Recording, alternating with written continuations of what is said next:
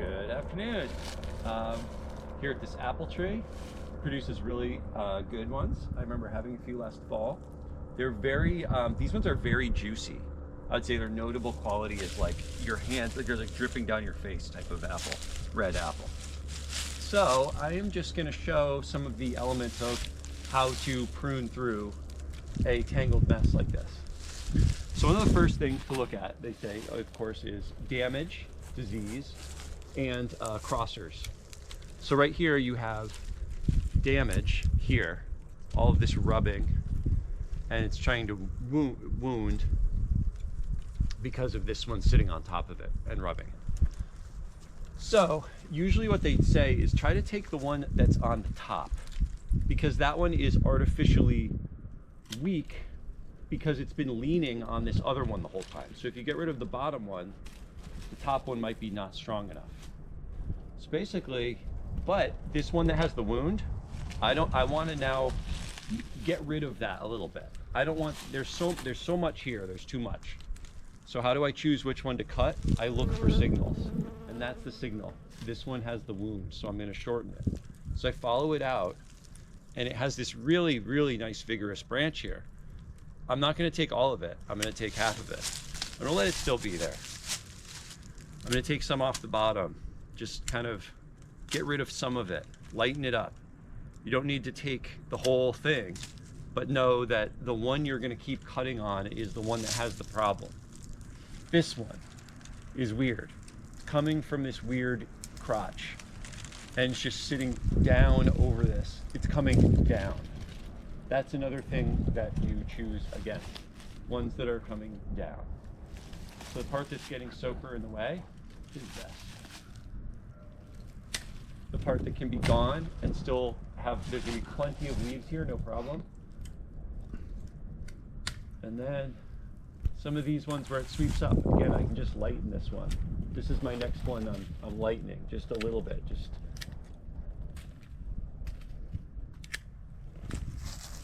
Conflict.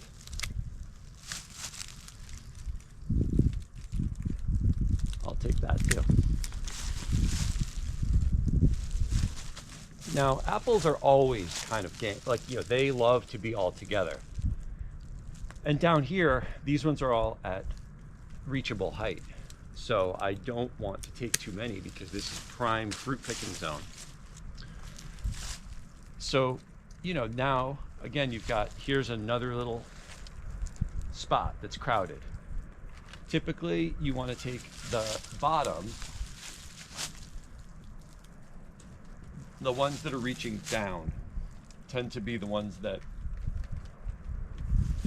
can be having the weirdest form. But right now, I mean, this is sort of an intuitive mode. Pulling it apart, just seeing what is going in a weird way. Like this one, coming from over here, going way over here. Get that cleared out of there. This one has a bunch of scall from the wind. So it's coming off. Look at that right there. All of that scald. And this would be easily able to heal that. All of this can get healed for sure. So it doesn't have to go because it's still very alive. You can see all the red. It's very alive. But, you know, now the tree doesn't have to focus on healing all that. It doesn't need to worry about it because there's plenty here for it to focus on. And it just doesn't, it's not its problem anymore. So that's basically the things that are rubbing and causing all that problem. You just keep getting rid of them.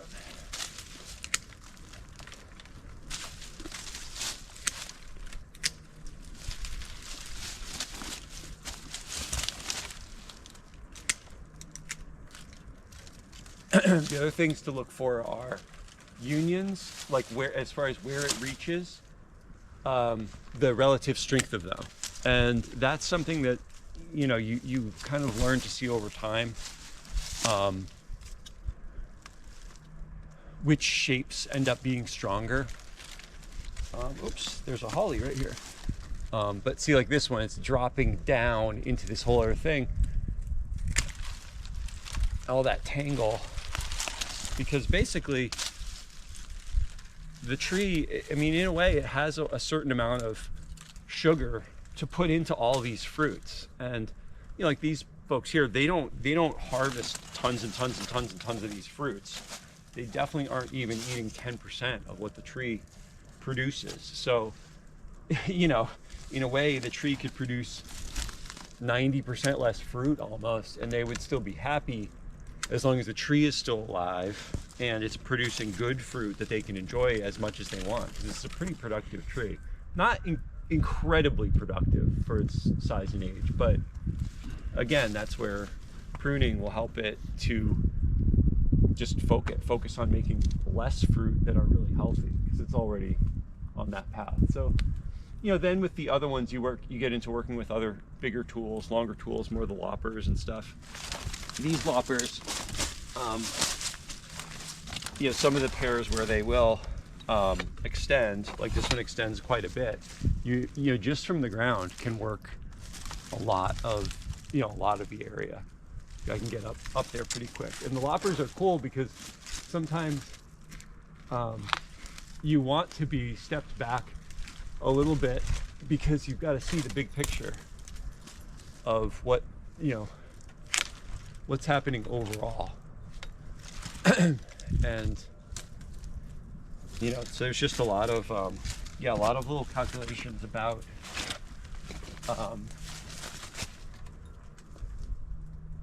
and once I see a conflict, you know, I'll dial it back to see, because the more that you can remove with a big cut when possible, rather than just snipping the ends a ton, I feel like that kind of doesn't grow back well when the ends are just snip.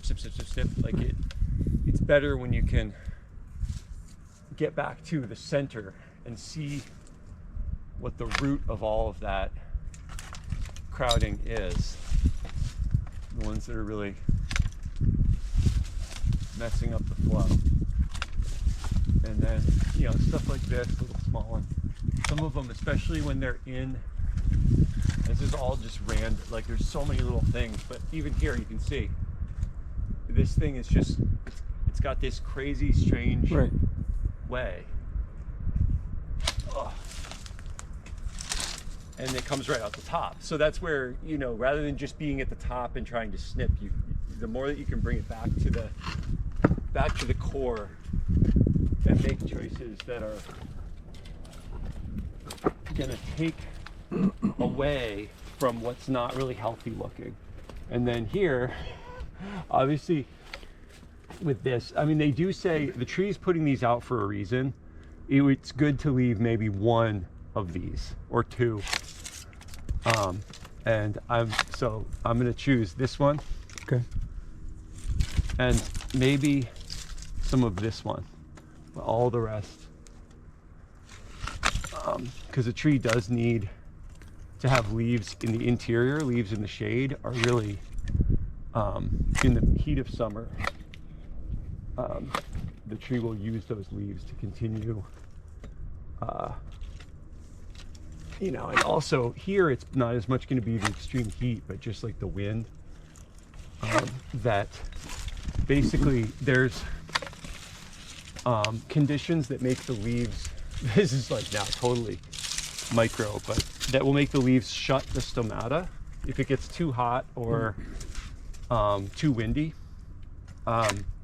They don't want to lose, they're losing so much moisture that they want to preserve the moisture. So they stop their operation, including creating sugar out of sunlight or creating all the nutrients. So when that happens, there might be ones here in the center that aren't in that extreme wind that will stay open and still be getting some sunlight, even if it's dappled, and continue the life, so that it isn't just like a silent day, like for the bees. You know, if it's too calm, they won't come out if it's not warm enough. This is similar for the tree, where it needs to be a climate that's going to encourage it to keep growing. So anyway, yeah, I mean, you can see some of these in the middle where it's just conflict. Anything that's crossing, anything that's diseased, if you look for that first, cut away. Doesn't necessarily need to mean that the whole branch has to go. Even the part that's diseased or that's damaged doesn't necessarily need to go. If you're going to take a huge chunk by removing that whole branch, then don't do it. Still just take the tips, but know that when you're trying to choose which branch to cut or the other, you choose the one that had the disease. And then you're gradually able to let the best attached branches, like this is a nice strong root attachment, where this one is not as good. This one is a little more squirrely and weird. Yeah. So when you make that's my approach, is start with the macro, and then that helps you when you're trying to decipher, because otherwise there's just so much going on. It's like, where do you even begin snipping? So having a principle to go on helps. And when you snip, there's a rule, or like how far or close? Yes. These are like, really, I mean, you can get closer, but I feel like especially with these apples, they aren't that bothered, and it's better to leave too much than too little. And just sometimes just ergonomically as you're working, it's hard to get in. Like I couldn't get, this was as far in as I could get, basically. And the difference of making the perfect cut, I don't think it's that critical in terms of this type of pruning.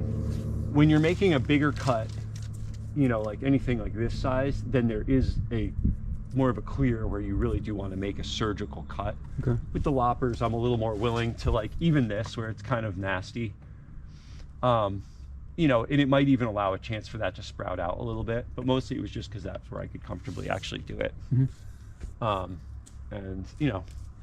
it's a part of trying to maximize the work, is that you got to kind of keep it moving, and but the true cut is going to be outside of the branch collar.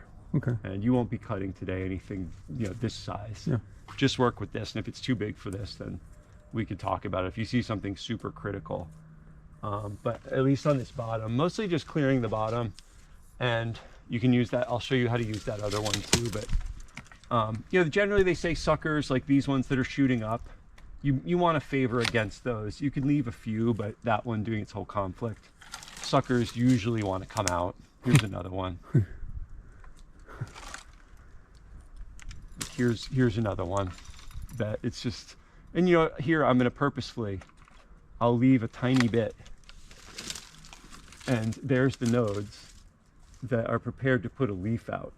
So it can just have a little more leaf, maybe even put a fruit there, or form a little branch. This one, you can see it's like bumpy and weird, like that. It just kind of looks strange. This one looks weak to me. It looks a little more gray. So sometimes, I mean, at this point, there's things that I see that they just, I don't know, I can't describe. I'm not like biological about which ones they are, but. So by taking care of this pear tree? This one's an apple. That's the pear over there. Are we gonna make its lifespan longer? I would say so. I mean, a lot of what it is, I mean, one thing, for instance, that I'm, right here, we're close to the ocean, the open water. And, for one, is some of the work, especially shortening the top a little bit, keeps the winds, reduces the amount of wind sail. And so that could prevent it from, toppling. Right. And then, also the things like I was showing where, hey, if we remove a part that's diseased and it doesn't, or damaged, and it doesn't have to heal that, it's preserving its energy a bit more. And so that's gonna just let it focus on its whole tree instead of getting, like, if it has too much disease all over the place, then the tree gets stressed over time. And but mostly usually what kills them is going to be what they call mechanical failure, meaning a branch snaps out and it has a huge, wound, or it just looks crazy, and then people, and then it's over, or something. It doesn't have to be necessarily, but that's usually often how it goes. So, yeah, well, thanks a lot for the video work today.